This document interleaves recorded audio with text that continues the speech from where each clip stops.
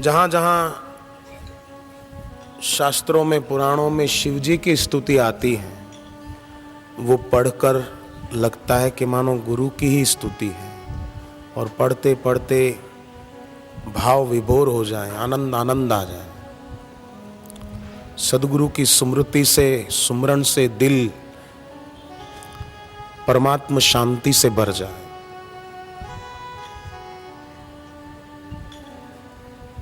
पशुनाम पति पाप नाशम परेशम,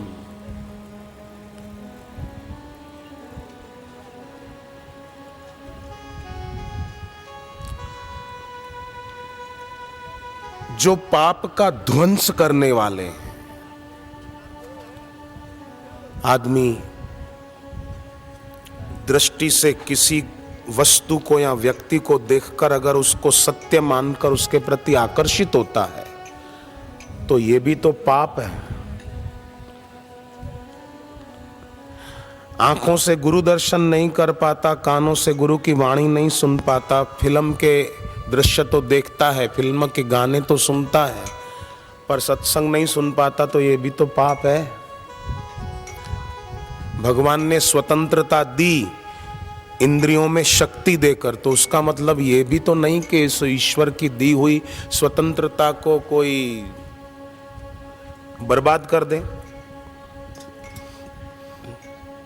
उसको यूं ही नष्ट कर दें।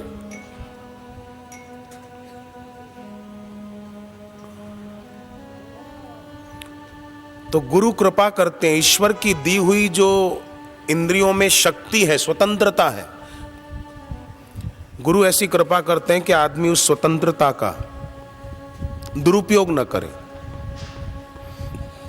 सदुपयोग करे। और जो इंद्रियों में ईश्वर की दी हुई शक्ति का सदुपयोग करता है ना, ईश्वर उसको अपनी प्राप्ति कराते ही है।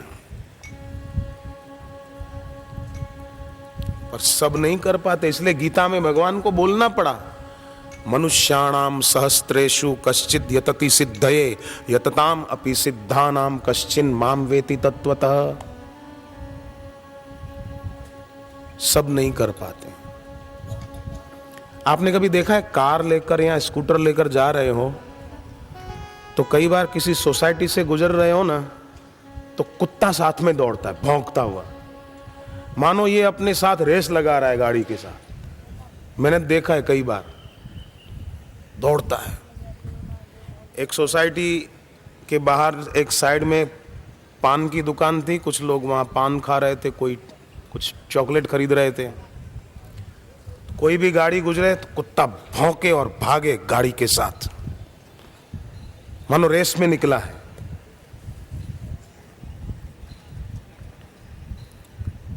तो लोग आपस में बातें कर रहे थे कि कैसा पागल है, बेकार में दौड़ता है। कहाँ कार की स्पीड और कहाँ इसकी स्पीड, कितना दौड़ेगा, क्यों परेशान हो रहा है बेकार में। कोई मोटरसाइकिल वाला निकला तो उसके पीछे भी दौड़ेगा। मोटरसाइकिल वाले को तो दौड़ना थोड़ी, उसको तो खाली यूं करना है, रेस दे दी, वो आगे निकल गया। तो दो तीन लोग आपस में बातें कर रहे थे, कुत्ता बेकार में दौड़ रहा है, पहुंच तो पाएगा नहीं उसके साथ दौड़ में। दूसरा बोला कि अगर पहुंच भी जाए तो भी क्या है, समझो कार जहां तक जा रही है, कुत्ता दौड़ते दौड़ते दौड़ते वहां तक पहुंच भी जाए तो भी क्या होगा, क्या वो सेठ बन जाएगा, क्या रहेगा तो कुत्ता ही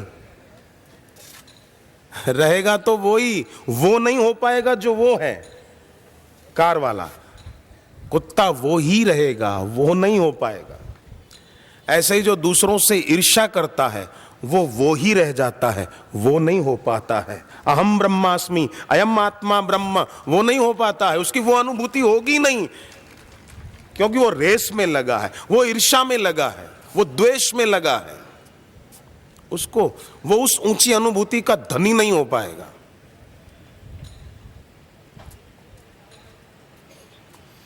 जैसे आप लोग अपने घर पे सोए हो रात को, आपका घर किसी बिल्डिंग में चौथी मंजिल पर है, 5वीं मंजिल पर है। आधी रात को आपने नीचे सड़क पर कुत्तों के भौंकने की आवाज सुनी और आपकी आंख खुल गई, ज्यादा भौंक रहे हैं, आपकी आंख खुल गई, तो आप क्या करोगे? आप नीचे उतर कर आओगे क्या आधी रात को उनको चुप कराने के लिए? नहीं, आंख खुली तो भी पानी का घूंट पी के सो जाएंगे। मुँह कुत्ते भौंक रहे, भौंकने दो, अपने क्या हरिओम तत्सत बाकी सब गप सप करके सो जाएंगे, उनके पीछे नहीं पड़ेंगे। ऐसे ही जो ऊंची मति का धनी साधक होता है ना, जो ऊंची यात्रा करता है, वो नीची मति वाले लोग जो राग द्वेष में उलझ रहे हैं और किसी की निंदा स्तुति में लगे रहते हैं, साधक उनकी बातों में उलझनों में उलझता नहीं है। विवेकी साधक ऐसे लोगों से दूर ही रहेगा कि इनसे दूर रहो। आपने कभी शिव जी का चित्र देखा मंदिर में, मूर्ति में, या तो कैलेंडरों में, या तो ऐसी किसी धार्मिक पुस्तक में?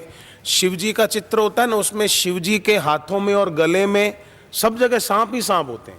इधर कलाई पर भी सांप देखा होगा, इधर बाजूबंद पे यहां भी सांप, इधर सांप, इधर कलाई में सांप, गले में सांप, कमर पे सांप, अरे और तो क्या, यहां सिर में सांप, जटाओं में, यहां भी सांप, सांप का ही मुकुट, गले में हार तो सांप का, हाथों में कंगन तो सांप के, यहां बाजूबंद तो वो भी सांप का। और औरों की तो बात छोड़ो, कानों में कई कुंडल पहनते हैं तो शिव जी के कानों में वो कुंडल भी छोटे छोटे सांप के ही कुंडल। शिव जी ने एक कानों में कुंडल भी सांप के रखकर प्रेरणा दी है कि जैसे कोई सांप के पास जाए तो सांप कैसे फुंफकारता है और उसको डराकर भगा देता है, शिव जी ने संकेत दिया है सांप के कुंडल पहनकर कि आपके कान के पास कोई निंदा करने के लिए आए ना, तो सांप को तैयार रखो, फुंफकार दे और भगा दे उस कमबख्त को जो तेरे दिमाग में कचरा भरने के लिए आया है, जो तेरे दिल दिमाग में राग द्वेष का जहर भरने को आया है, उसको दूर कर दे।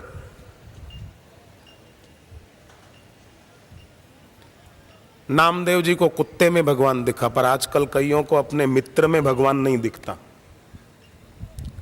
अपने भाई में नहीं दिखता, अपनी बहन में नहीं दिखता, अपनी बहू में नहीं दिखता, बहू को सास में नहीं दिखता।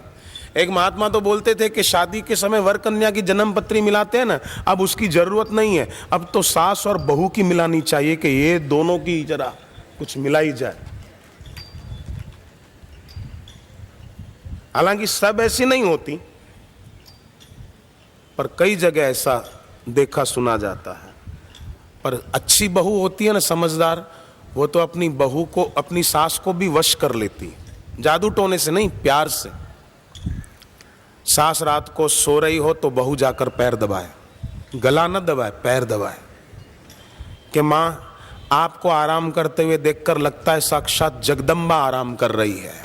सास भी खुश हो जाएगी कि वाह, मेरी बहू मेरे को जगदम्बा मानती है, वाह वाह, खुश रहे मेरी बहू, भगवान तेरी लंबी आयु करे।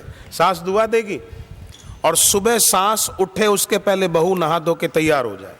सास अपने कमरे से बाहर आए, बहू जाकर पैर छुए कि माँ मैं आपके लिए नरम नरम और गरम गरम सीरा बनाती हूँ और दूध लाती हूँ, आप पियो। माँ आपको भी इस उम्र में इसकी ज़रूरत है, थोड़ा घी का सीरा खाओ तो आप में ताकत आए। चाय मत पियो माँ, चाय तो किडनी कमज़ोर करती है, पाचन कमज़ोर करती है। पर आजकल सब घरों में लगभग साधकों को छोड़कर कई तो साधक भी सुबह उठते ही चाय पिएंगे, चाय चाहिए बस, फिर 10 बजे 1 कप और चाहिए, फिर दोपहर का खाना खा के 4-5 बजे फिर 1 कप चाय चाहिए। फिर कईयों को तो न मिले तो बोलते कि हमको चाय नहीं मिलती तो सिर में दर्द हो जाता है। सिर में दर्द नहीं हुआ, चाय की आदत पड़ी हुई है, वो आदत पूरी नहीं हुई, आज आदत का सुख नहीं मिला तो मन ने सिर दर्द बना लिया था नहीं। फिर बाहर होंगे तो होटल में भी चाय पीने चले जाएंगे, टाइम हो गया बोले चाय पीने का।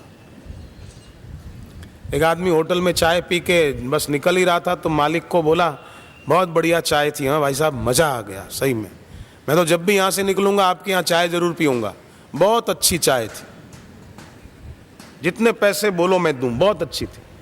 मालिक बोला चाय तो हुजूर और भी बढ़िया बनती अगर रात को बिल्ली ने दूध जूठा नहीं किया होता तो।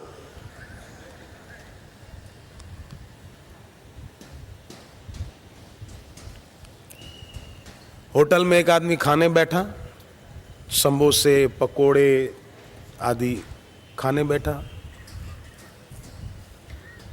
तो जरा स्वाद कुछ अलग सा लगा, अच्छा नहीं लगा। तो वेटर को बुलाया, कहा कि मैंने परसों भी इधर ही खाया था समोसे, पकोड़े, चटनी आदि, पर आज इसमें ये स्वाद क्यों अलग आ रहा है, परसों तो अच्छा था। तो वो बोला, साहब ये वही है, वही है साहब, वही आपने परसों खाए थे ना, वही है, ये बच गए थे, आज तक चल रहे हैं।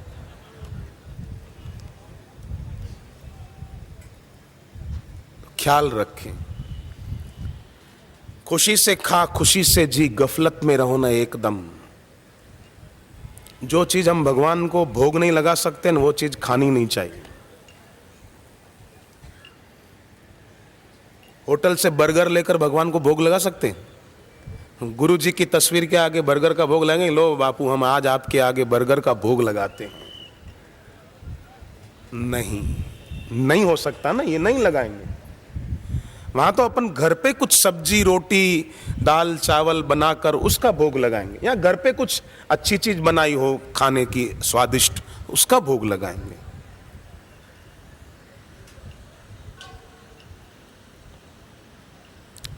तुम ही निवेदित भोजन करहीं, प्रभु प्रसाद पट भूषण धरहीं।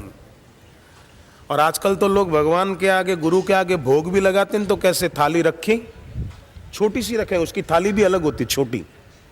खुद के लिए तो बड़ी रखेंगे, भगवान के लिए छोटी सी थाली, बस ये तो कि थोड़े में ही राजी हो जाते हैं। थाली रखी, रखी नहीं कि पीछे हटाई नहीं। आप सोचो, अपने आगे कोई रोटी, सब्जी, दाल, चावल थाली में रख कर दे कि लो खाओ, और सामने रखकर फिर थाली उठा लेके भोग लगा दिया ना, बस अब उठ जाओ, हाथ धो लो। भगवान के आगे, गुरु के आगे थाली रखेंगे, तुरंत उठा लेंगे, भोग लग गया, आओ अब अपन खाते हैं। नहीं, थोड़ी देर रखी रहने दो, हाथ जोड़ के बैठो, प्रार्थना करो। अगर भोग लगाना ठीक से लगाओ, अगर वैसे नहीं लगाना चाहें तो जब खाने बैठें तो मन से उनका सुमरण करके कि वो मेरे अंदर वही तो है, मेरे अंदर श्वास चलती है, उन्हीं की सत्ता से चलती है, मेरी आंखें उन्हीं की शक्ति से देख पाती है, मेरे कान उन्हीं की शक्ति से सुन पाते हैं। अरे मेरा ये खाया हुआ उन्हीं की कृपा से तो पचता है खाना। गीता में भगवान ने कहा, हम वैश्वानरो भूत्वा, चलो भाई वाह भगवान, आप ही खाओ, आपको भोग लग रहा है, हरिओम तत्सत, बाकी सब गपसप। तो वो खाना भी गुरुदेव बताते हैं कि प्रसाद बन जाता। पशुनाम पति पाप नाशम परेशम, गजेंद्रस्य कृतिम वसानम वरेण्यम, जटाजूट मध्य स्फुरद गांगवारी, महादेवमेकम स्मरामि स्मरामि। जो सबके रक्षक हैं, सदगुरु सबके रक्षक हैं। अगर शिष्य अपने सदगुरु को अपने साथ हरदम महसूस करे, अनुभव करे, देख पाए, वो है तो सही। क्योंकि गुरु एक व्यक्ति नहीं है कि अहमदाबाद में हो, दिल्ली में हो, सूरत में हो और बॉम्बे में ना हो, ऐसा नहीं है। गुरु व्यक्ति नहीं है।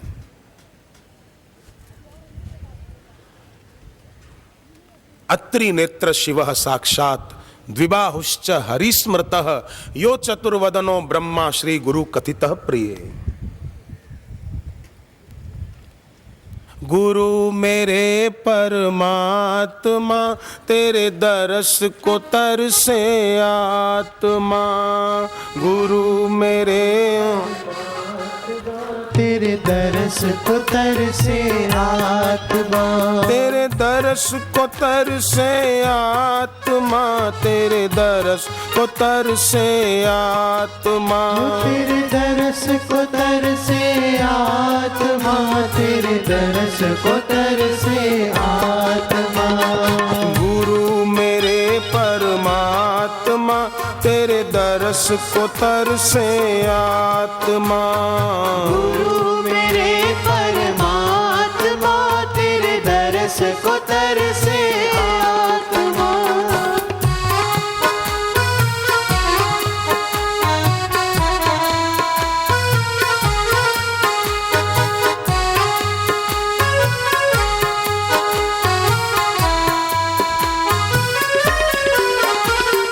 चरण शरण में हमको रखना, चरण शरण में हमको रखना, दूर कभी ना हमको करना, दूर कभी ना रखना। स्वीकारो ये प्रार्थना, तेरे दरस को तरसे आत्मा। स्वीकारो ये प्रार्थना, तेरे दरस को तरसे आत्मा। हरि ओम हरि ओम हरि ओम हरि ओम। हरि ओम हरि ओम हरि ओम हरि ओम।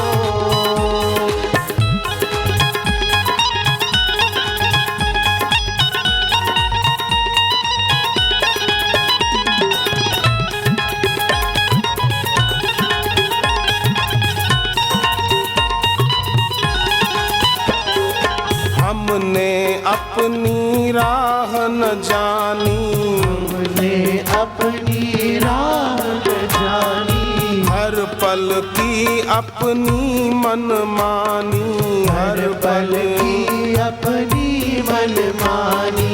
तू ही हमको अब थामना, तेरे दरस को तरसे आत्मा। तू ही अब हमको थामना, तेरे दरस को तरसे आत्मा। हरि ओम हरि ओम हरि ओम हरि ओम हरि ओम हरि ओम हरि ओम हरि ओम।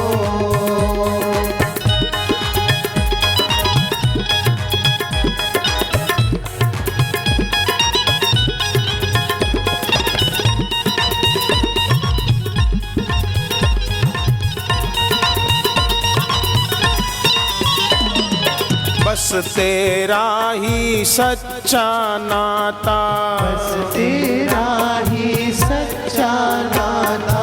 तू ही है हम सबका दाता। तू ही है हम सबका दाता। तू मेरा परमात्मा, तेरे दरस को तरसे आत्मा। तू मेरा परमात्मा, तेरे दरस को तरसे आत्मा।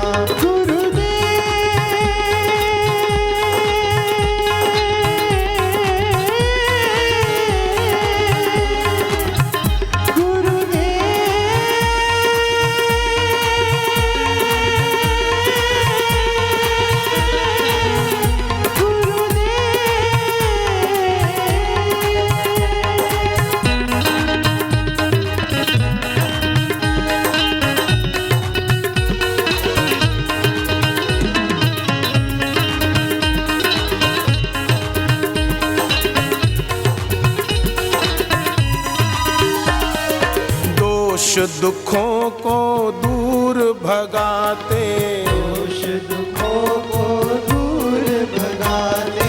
आत्म ज्ञान की ज्योत जगाते, आत्म ज्ञान की ज्योत जगाते। दोषों का करते खात्मा, तेरे दरस को तरसे आत्मा।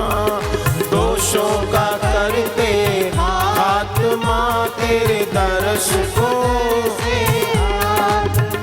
तेरे दरस को तरसे आत्मा, तेरे दरस को तरसे आत्मा।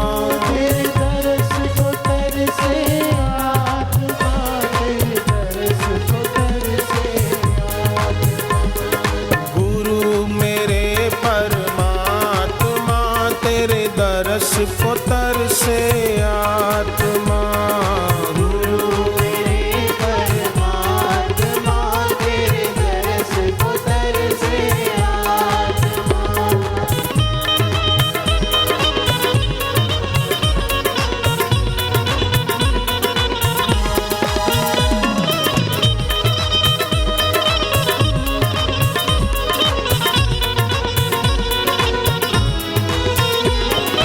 घट घट में है तू ही समाया, घट घट में है तू ही समाया।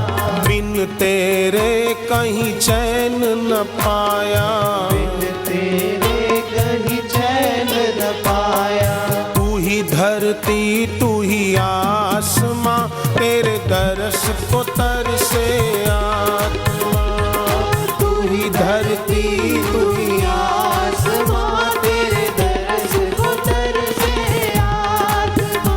हरि ओम हरि ओम, हरि ओम हरि ओम।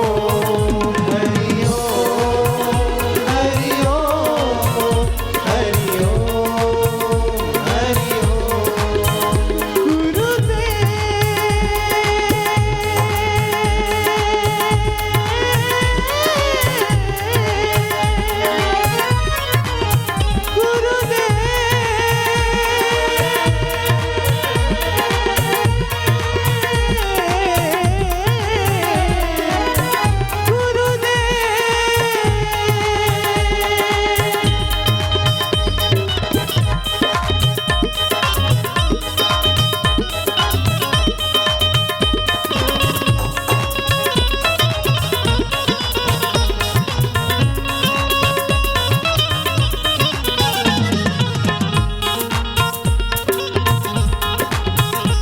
हरे राम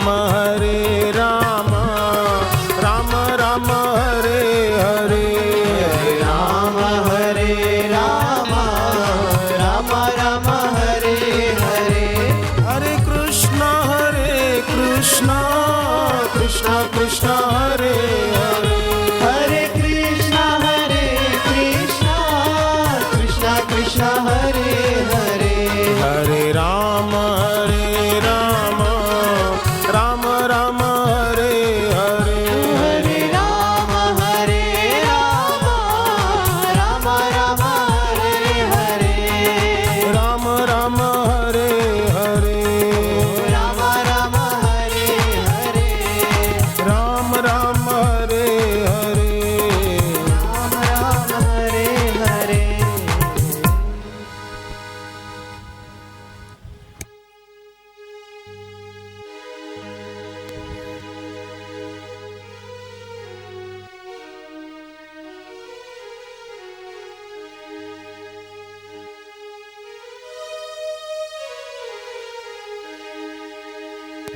पशु नाम पति, शिव जी की स्तुति कितनी प्यारी है।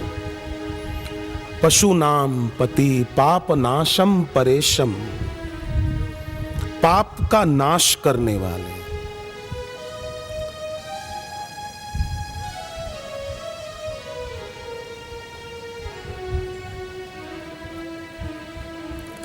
अज्ञान के कारण ही आदमी के मन में पाप की वासना उठती है और गुरु कृपा करके अज्ञान का नाश कर लेते हैं।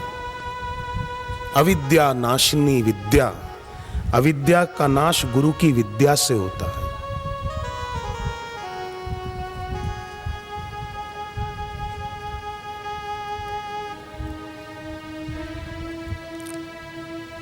भावना भवनाशिनी, गुरु के प्रति जो भक्ति भावना है वो भव का नाश कर देती, जन्म मरण का नाश कर देती। परमेश्वर है गुरु साक्षात परब्रह्मा। गजेंद्रस्य कृतिम वसानम वरेण्यम, गुरु वरण करने योग्य है। शिव जी की जटा में गंगा है, जटाजूट मध्य स्फुरत गांगवारी। गुरु के श्रीमुख से भी ज्ञान की गंगा बहती है, जो कानों के द्वारा हमारे भीतर प्रवेश करके हमारी वासनाओं को, कुसंस्कारों को मिटा देती है।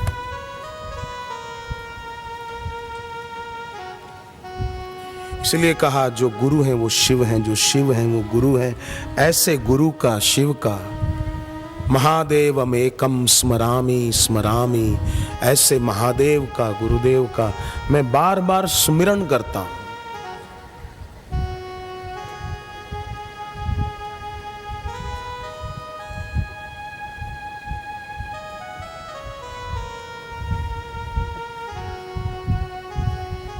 कभी कभी शांत बैठकर एक प्रयोग करो, आप, मैं, हम सभी, भले आंख खुली हो या बंद, पर किसी के तरफ ना हो, किसी एक वस्तु, व्यक्ति के तरफ आंख ना हो। और आंख हर किसी को देनी भी नहीं चाहिए। हमारी देखने की शक्ति बड़ी बड़ी पते की है, बड़ी महत्वपूर्ण है। आप देखो, राम जी के पास शूर्पणखा आई, राम जी ने उसके तरफ देखा, हालांकि आई थी सुंदरी बनकर, राम जी ने उसको दृष्टि नहीं दी। पूतना सुंदरी बनकर आई थी श्री कृष्ण के वहां, क्या श्री कृष्ण ने पूतना को दृष्टि दी? आंख बंद कर ली।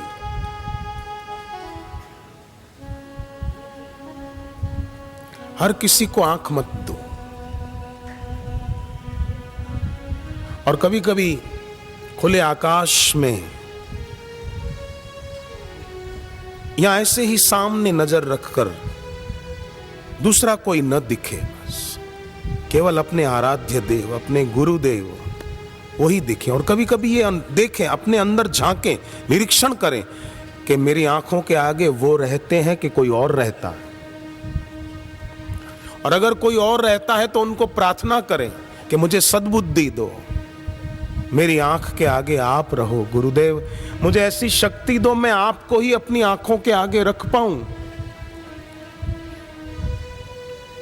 मैं नहीं रख पाता, मैं बालक हूं, आप तो मेरे पर कृपा कर सकते हो।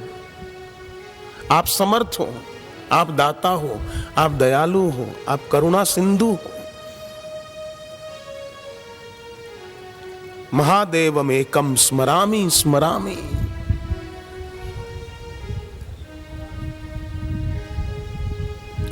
एक सूरदास हाथ में लकड़ी लिए हुए धीरे धीरे वृंदावन पहुंचे और बांके बिहारी के मंदिर में रास्ता पूछते पूछते अंदर पहुंच गए। किसी को कहा, भैया जरा बांके बिहारी के दर्शन किस तरफ हो रहे हैं, जरा मेरा हाथ पकड़ के उस तरफ करो, मैं हाथ जोड़ूं जरा। तो उसने कहा कि इस तरफ सामने दर्शन हो रहे हैं भगवान के, हाथ जोड़ लो बाबा। तो उस बूढ़े सूरदास ने हाथ जोड़े। बाजू वाले ने कहा कि बाबा आपको दिखाई तो नहीं देता है? बोले ना। तो फिर आप इधर बांके बिहारी के मंदिर में क्यों आए? आपको दिखता तो नहीं है?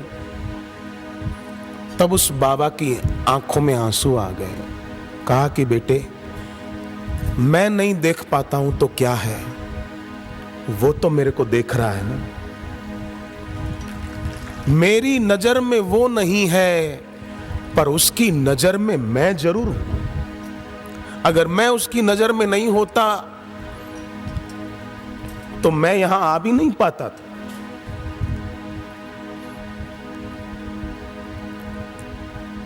मेरी जानकारी में वो नहीं है, पर मैं उसकी जानकारी में जरूर हूं। ऐसे हम कभी कभी अपने आराध्य देव को, गुरुदेव को प्रार्थना करें कि गुरुदेव आप कौन हैं और कहां हैं और क्या आपकी महिमा है, ये मुझे नहीं पता, पर मैं कैसा हूं ये आपको पता है। आप कैसे हो ये मैं नहीं जान सकता। बेटा बाप को, छोटा बच्चा अपनी मां को क्या समझ पाएगा कि मां उसका कितना भला चाहती है। और गुरुदेव आप जैसा कोई और है भी तो नहीं। मैं किससे तुलना करके देखूं कि आप कैसे हैं? क्या गंगा जैसी और कोई नदी हो सकती है? क्या चंद्रमा जैसा कोई और हो सकता है? क्या सूर्य जैसा कोई और हो सकता है? जैसे सूर्य जैसा कोई दूसरा नहीं हो सकता, चंद्रमा जैसा कोई दूसरा नहीं हो सकता, गंगा जैसी कोई दूसरी नदी नहीं हो सकती, हनुमान जी जैसा कोई दूसरा और नहीं हो सकता, गणेश जी जैसा कोई दूसरा देव नहीं हो सकता। उसी प्रकार गुरुदेव आप जैसा भी कोई और हो नहीं सकता, था नहीं, है नहीं, होगा नहीं। तो आप मेरी जानकारी में नहीं हो, पर मैं आपकी जानकारी में जरूर हूं। घर में 50 किलो की चावल की बोरी पड़ी है, तो बाप कभी अपने 10 साल के बेटे को नहीं बोलेगा कि बेटे ये बोरी जरा उठाकर उधर रख देना। नहीं बोलेगा। क्यों नहीं बोलेगा? कि बाप जानता है अभी ये मेरा बच्चा छोटा है, अभी बेचारे में इतनी ताकत नहीं है कि ये 50 किलो की बोरी उठा सके। ऐसे ही गुरु भी बड़े दयालु होते हैं। सदगुरु भी देखते हैं कि ये मेरा साधक है, इससे जितनी साधना होनी चाहिए इतनी हो नहीं रही, तो चलो मैं इसके पास बार बार जाकर इसकी थोड़ी साधना करा दूं। बापू सत्संग देने क्यों आते हैं हमारे बीच बार बार? कि हमारी उन्नति हो जाए। क्योंकि गुरु के तात्विक वचनों को सुनने मात्र से उन्नति होती है। अरे तात्विक वचन हम न भी समझ पाए, ऐसी हमारी स्थिति कहां? तो केवल गुरुदेव की दृष्टि पड़ेगी ना, ब्रह्म भाव वाली, वो गुरु की दृष्टि भी हमको ऊंचा उठा देगी। शंकराचार्य जी ने इसीलिए अपने गुरु को कहा कि मेरे गुरुदेव, मैं संसार सागर में डूब रहा हूं, मुझे अगर आप तारना चाहते हो ना, तो एक बार केवल मेरी तरफ देख लो। बस आप मेरी तरफ देख लोगे, मैं डूबने से बच जाऊंगा, क्योंकि आपकी दृष्टि में इतनी शक्ति है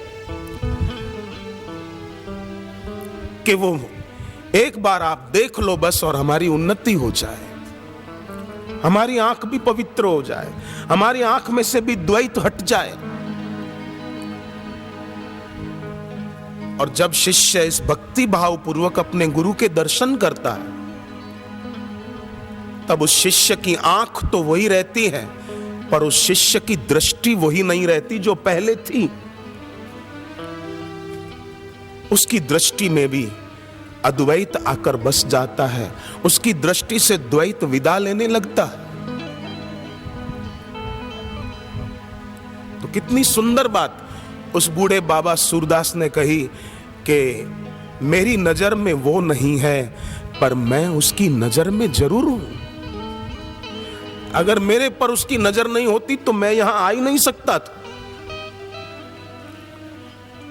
और मैं आप सबको भी कह रहा हूं कि आप पर और हम पर अगर गुरुदेव की नजर नहीं होती तो आप और हम सत्संग की जगह पर आ ही नहीं सकते थे।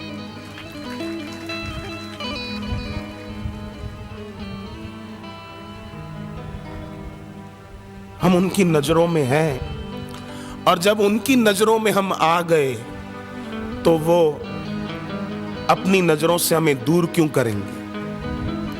अगर दूर करना होता तो ऐसा मौका देते ही नहीं।